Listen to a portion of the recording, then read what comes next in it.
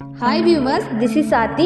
ரொம்பவே சாஃப்டான டேஸ்டியான ஒரு சூப்பரான பம்கின் சப்பாத்தி. இதை பம்கினே பிடிக்காதவங்க கூட விரும்பி சாப்பிடுவாங்க. ஏன்னா சப்பாத்தி கூட இதோட டேஸ்ட் வந்து அப்படியே மேட்ச் ஆகிடும், கண்டுபிடிக்கவே முடியாது. வாங்க எப்படி செய்யலான்னு பார்க்கலாம். அரை பம்கின் எடுத்து க்ளீன் பண்ணிவிட்டு இந்த மாதிரி ஹாட் வாட்டரில் போட்டு ஒரு 15 மினிட்ஸ் பாயில் பண்ணி எடுத்துகிட்டு இதை மிக்சர் ஜாரில் போட்டு நல்லா கிரைண்ட் பண்ணி எடுத்துக்கோங்க. இது கூட 2 கப் கோதுமை மாவு நான் ஆட் பண்ணியிருக்கேன்.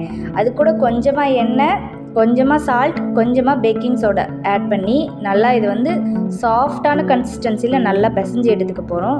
இந்த மாதிரி பாருங்கள்.